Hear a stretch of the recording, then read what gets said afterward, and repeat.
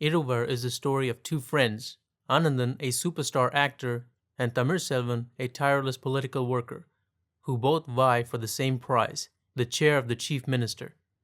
It is inspired by real persons, but most of the events depicted are fictional and stray from history. The bottom line is, in my opinion, this is the finest film ever made in India, in any language, in any period. In this video, I'll show you how the camera and blocking help tell the story of their friendship and their quest for power. Blocking is the art of positioning actors in the frame, and small changes in their positions can have huge emotional impacts. Let's take the first time the friends meet. Anandan, a struggling actor, enters a soundstage, and we track and pan left with him, discovering the splendor and size of the film set.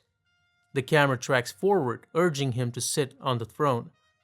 This is a story about the battle for the throne, and it signals Anandan's aspirations right from the beginning. The locations in Iruvar are important and symbolic. The set is black and white, actually a dark green, but you get the idea.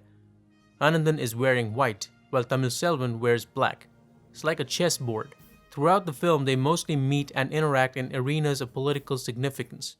Pulpits, the leader's home, the assembly, and most importantly the large hypostyle hall, its courtyard, and its terrace. For me, the hypostyle hall represents the corridors of power. It's like a battleground, and the two friends are already playing the Game of Thrones, even though they are not fully aware of it yet.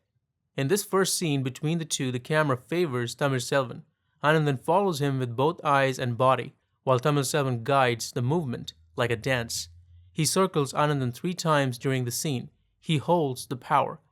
The circular movement is important, I'll tell you about that in a bit. At the end of the scene, they come face to face.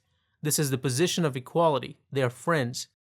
Throughout all their interactions, a scene ends with either Selvan in the dominant position or Anandan in the dominant position, or both of them equal. In the initial scenes, Selvan dominates most times. He is largest in the frame and closest to camera. He's bigger. When they're on the terrace, he is larger than life. Even when he's attacked at home, he is dominant in the foreground. When Anandan's not doing so well in the film business, they meet in the courtyard, where Selvan is on the terrace looking down. Even though he is small, he's dominant. The angle of the camera tells its own story. After this, in most scenes they hold equal positions. Director Ratnam is very careful not to let one friend attain complete dominance over the other. It's a delicate balance, and history has a place for both of them. Throughout the rise of their political and cinematic careers, they hold equal positions of power. Later, when Anandan becomes a superstar, his fame eclipses everyone else's, and he gains prominence. Whenever the two friends are equal and on good terms, they face each other in a 2-shot. When they're having a confrontation, they're in the over-the-shoulder shot. Most of Iruvar is shot in long shots with slow, elegant movements. This is on purpose, symbolic of the time in history when the events take place. Cinema in Tamil Nadu was shot this way, and it is an homage to that. The camera only goes into a close-up for dramatic impact. Another important blocking technique is the arrival and departure of characters in the scene or frame. In the first scene, Selvan arrives and he holds the power. In most of the movie, Anandan arrives late while making everyone else wait. When he arrives, the crowds go wild, and he does this so often it must be on purpose. He knows his popularity and its power. When Selvan arrives late, he is forced to wait. This popularity contest is not one he is going to win. Now let me tell you about the impact of the circular movement. Initially, Selvan circles Anandan. It is the circle of power. Here, he does it again. It is so subtle you'll miss it. I love this shot, by the way. Take a look. Anandan enters and camera tracks right until it favors Selvan. Then it slowly moves back so they are equal. And then finally the camera moves up, revealing the crowd behind them. Selvan crosses over to Anandan's side. I have not seen any other Indian director with this much mastery over camera movements. Selvan is most powerful in this scene where he is on a pulpit, and the camera circles him, but it abruptly ends when Anandan arrives and the fans go wild. This is the point where Anandan takes over the reins of power. Later, when they're on the pulpit again, we have the best shot in the movie, where the camera circles Anandan throughout one long take. It is one of the greatest shots in Indian cinema, and it is so sad the acting is mostly censored and replaced by music. I was in college when Iruvar was released, and I skipped classes to see it 5 times in 1 week. I think it had a profound influence on my decision to become a filmmaker.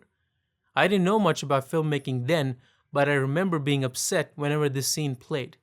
Look at the acting, the camera work, the setting, and nobody in the audience appreciated it. Maybe you will. In the very last scene, the camera circles Tamilselvan as he goes into his monologue. Now he holds the power. It is not explicitly stated through words, but the camera tells us the story.